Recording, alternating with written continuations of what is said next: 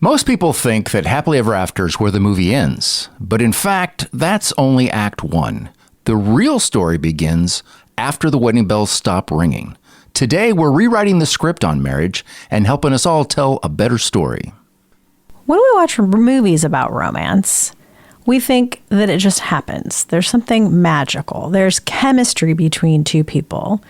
But it's not all magic. It's intentional. It's scripted. It's purposefully writing the story of two people together. Now you're not just the protagonist in your own story. You're also a protagonist in a shared story. So if your marriage seems stale, we've got some plot twists coming for you, making this season one of the best ever. Starting with tip number 1. Take courage, not control. There's always a temptation to try to control your partner. They're not acting right. They're not playing right. They're not playing their role in your drama. And that's always a warning sign that you're looking at it wrong. Yeah, there's definitely a difference between being a protagonist in your own story and actually working with someone else in a shared story. There's a lot of give and take, and marriage really isn't a 50-50 like we've been taught. It's not 50-50. It's 100-100, and sometimes you're going to be at 100. Sometimes your spouse is going to be at 100, and sometimes you're only going to be 50. So we have to encourage each other. We have to be able to understand that there will be times when your spouse just doesn't have it to give.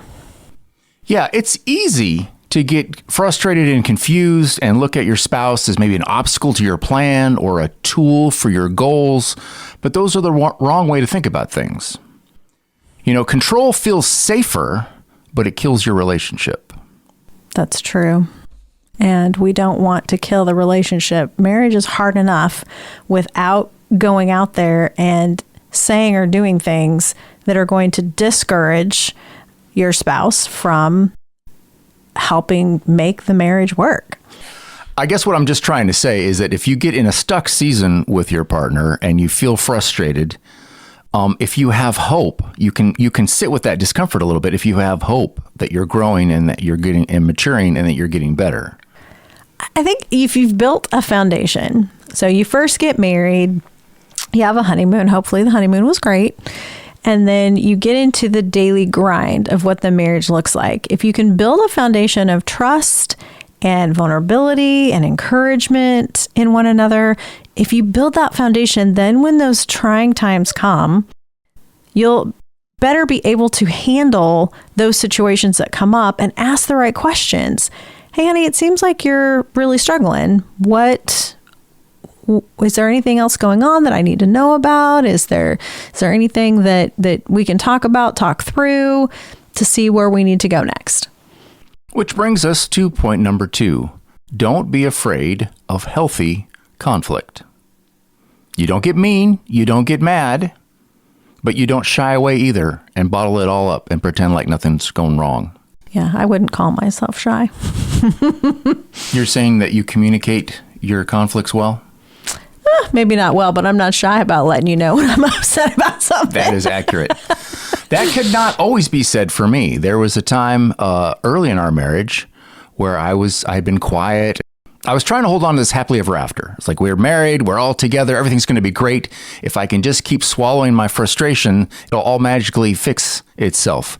And then one day I exploded. And I'm like, and you did this, and you did this, and you did this. And you just said, when was that? Well, 6 months ago, 9 months ago, a year ago. And she's like, whoa. There's a statute of limitations. I can't remember last week. You are not allowed to bring up something from 6 months ago. Yeah. If you can't bring it up within a timely manner, you got to let it go. Yeah, I had secretly been keeping an account of all my grievances. Instead of addressing them and talking about them in a timely manner, I was just holding on to them, letting them gain interest, letting that gasoline really mature so it could explode into a volcano. And then I didn't even know what he was talking about. It wasn't very fulfilling or satisfying because you didn't even remember what I was talking about. What are you talking about? You got to tell me when it happens. That's right. And so we did learn over the years. It's like we got to have a short list of accounts. If something happens, it's not like, I got to tell you what you did today, but it's like, hey, this thing happened today. And it kind of, it bothered me a bit, and let's talk about it, and let's see what you were thinking. Let's see what I'm thinking. Let's see what we can do to do differently next time. Yeah, exactly. But you do it fairly quickly. Yes. But you still have to be cognizant of the situation. You can't just like, all right, everyone stop. Everyone stop. What is it? I know the house is burning down, but we need to talk about this thing that you hurt my feelings. It's like you have to find the appropriate time. Yeah. And apparently it's not when you're getting ready to go to sleep, because early on in our marriage, I really like to ask the tough questions right as he was getting ready to go to sleep. Like, honey, if I'm ever like deserted on an island and I'm all by myself, what would you do to find me? Or, honey, if I didn't have any legs, would you still love me? There was a lot of if I didn't have or if I wasn't, would you still love me kind of questions. Yes. And I'm sure that in your mind, you were rolling your eyes thinking, really? Okay, yes, I would still love you. Please go to sleep now. It wasn't staying up late. It was waking me up at midnight. I have got this burning question that you must awaken to answer me. Oh, no. That was when I was pregnant. All bets are off when you're pregnant. And yes, I had a lot of things. It was a very strenuous season of my life. I had a lot of classes, a lot of training, a lot of military stuff. And it's like, sleep would be great right now. Like, no. You have to tell me. If I only had one leg and 3 fingers, well, like, oh, please, can we stop?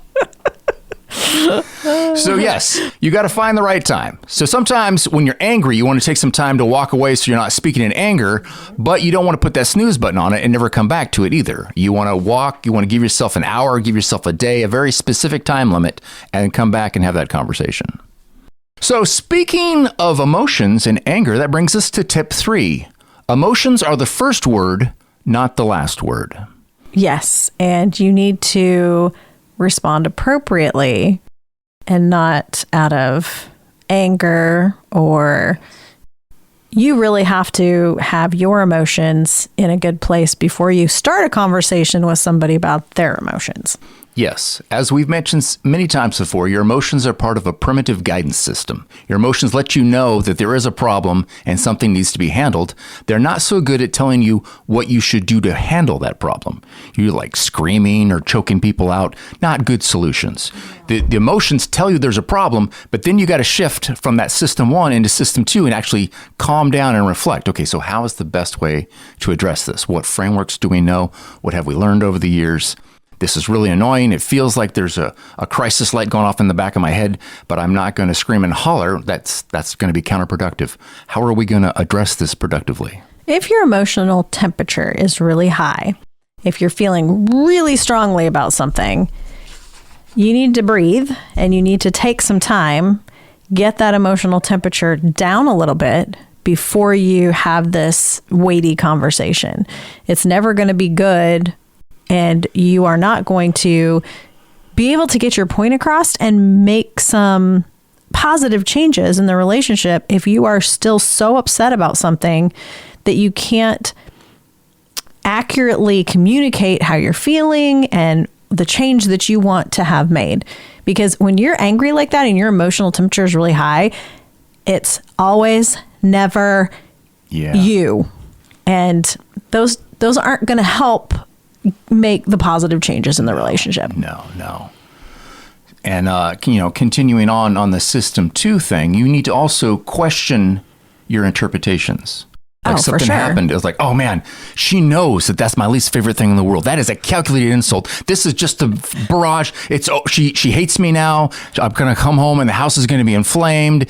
And it's like, no, that's I not guarantee you she's not even thinking about it. So, Nicholas Epley, and he did some research that he recorded in his book Mindwise, and he talked about people been married for a long time, and they did an experiment, a study where they were going to. I still can't believe these numbers are accurate, but okay. They were going to predict what their mate was thinking at any given time.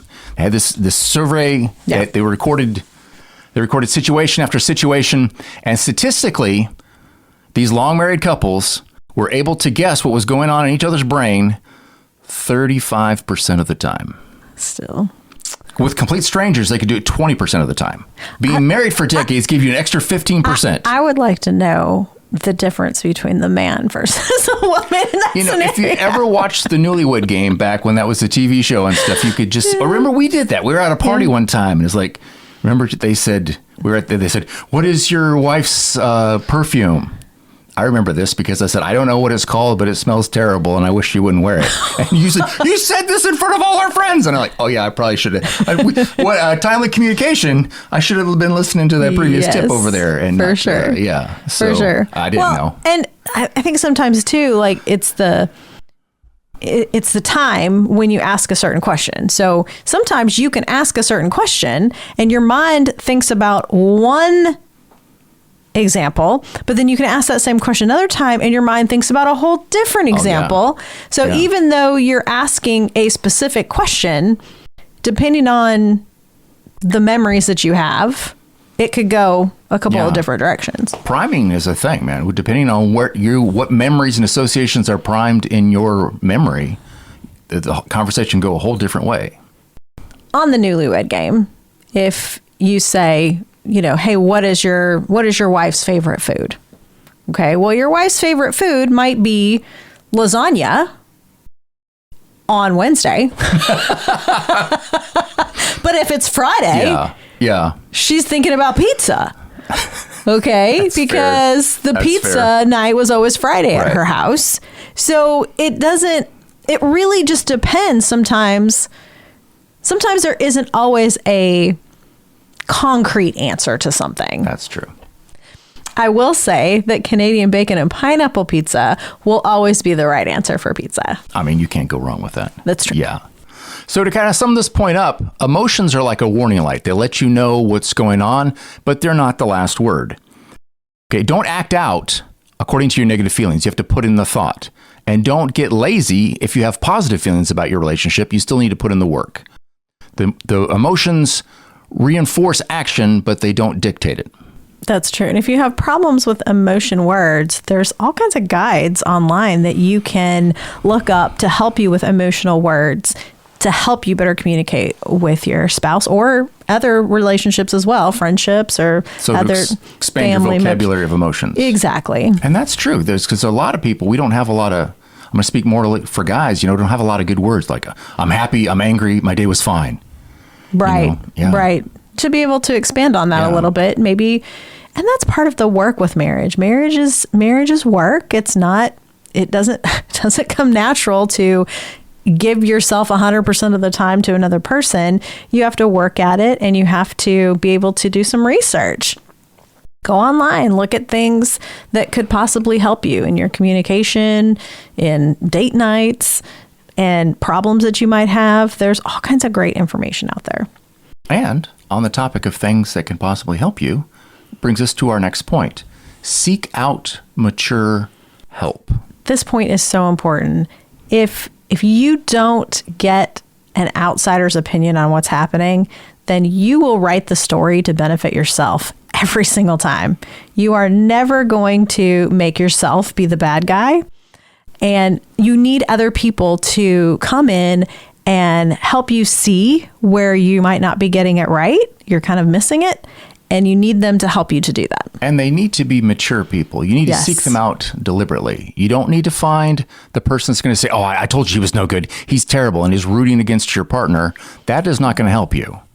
There need to be rooting for your relationship, rooting for the two of you to pull together. You need people like that who are invested in your relationship and not just toxic people.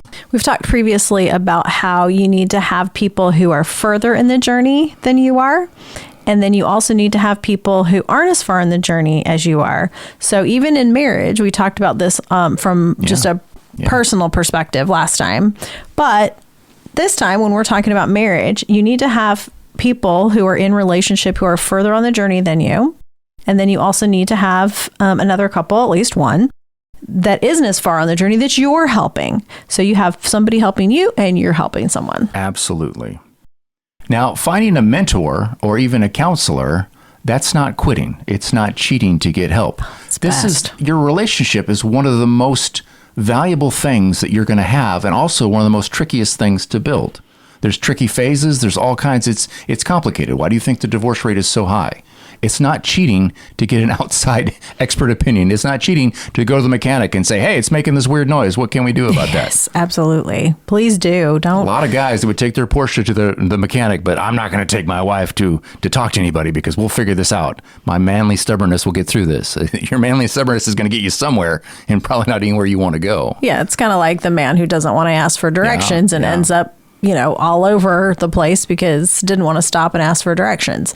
You need to stop and ask for directions. Because we all know there isn't womanly stubbornness. That's not a thing. What would be a good example of womanly stubbornness? Well, I'm looking right at you. No, that's not what I'm talking about. Oh, I'm sorry. I'm talking about. But I mean, it's that same kind of pride where I'm not going to break down. I don't want to look weak. Yes. Do you think men struggle with that more than women, though? More so, I think. Yeah, with the whole I don't want to ask for directions. Yeah. And I think women have less of a hard time. That's why I was asking, like, do you think there's something of what's something else that women are seriously stubborn about? I don't know if it counts as stubborn, but I mean, this is going to sound weird, but I absolutely believe this. I think women often suffer from too much movies and bad advice, the Hallmark syndrome. They have an idea of what a perfect relationship should look like. And when a real healthy relationship is unwinding, it doesn't fit that storybook. Yeah. Okay. And they're like, no, you've got to be doing it wrong. It's like, maybe your expectations are wrong. Gotcha. That makes sense. That might be the equivalent. That makes sense. In other words, it's okay to get help. Please do. All right. So that brings us to tip 5, putting in the hard work of growth. You have to realize that your happily ever after doesn't show up. It has to be built one day at a time. So we talk a lot on the show about incremental improvement. We talk about how if you can improve yourself or your relationship 1% a day or even 0.5% of a day, it will compound and grow tremendously over time. And when it comes to your marriage, your relationship, you have to take the long view. It's like, okay, well, Tuesday was pretty terrible, but you have to take the long view. The growth comes from the boring daily stuff, not from the exciting, oh my gosh, that was the best anniversary ever. You put one foot in front of the other. You keep investing on a daily basis in your own growth and the growth of your relationship, and you watch those gains compound. So you talk about things compounding, and your relationship has a joy factor in it. And in order to reach a certain level of mastery and experience that kind of joy, it's kind of like when you learn a new game or you're learning a new skill. It takes time, and you're gonna have to put in some time to master it. I started learning how to play Mahjong. It's a great game. However, there's a learning curve to it. We're studying that a lot. And you have to practice, you have to put in the time, and then slowly over time, you get better and better and better, but you're not going to master that right away. And people's time frames are going to be different too. I picked it up fairly quickly compared to some. And then there's others who it just seems like it takes them a really long time to figure out, and there's background too. Right. So like I've played rummy before. There's a background to that. Yeah. So I was able to pick up on some of the puzzle of it a little bit faster than others who hadn't ever played rummy before. When you're coming into a marriage relationship, people who have had good, positive relationships throughout their life are going to have an easier time relating to the marriage relationship and growing together than another person who didn't experience some great relationships when they were growing up and in life in general. With some baggage and feeling like everyone's ready to stab them in the back. Yeah. It's interesting that you say that you picked it up fast, because from the outsider point of view, who really doesn't play board games and stuff, is like, so you're reading the book about the game, and now you're playing the video game about the game, and you're spending weeks and weeks to prepare to play the game, but you have not yet played the game. Yes. It seemed like there was a lot of preparation in there. Yes. There was a lot of groundwork. Yes, there was. And sometimes that's like that in marriage too. You have to build the foundation in order to be able to put the pieces together. Absolutely. Absolutely. So I think this brings us to some takeaways. And we have some questions for you today. Are there areas in your life where you might be trying to control your partner? Where are you not communicating conflict well? Are you letting things build up, or are you dealing with it as they come up? And instead of just complaining, are you encouraging positive behavior? Are you telling people when they're doing a good job? Are you rewarding success rather than just criticizing failure? And are you thankful for the things that your partner does for you? Well, that's all we have for now. Thank you for joining us. We'll be back real soon. Thank you and goodbye. Bye. Thanks for watching. If you're looking for more ways to build a meaningful and satisfying life, your next video is standing by.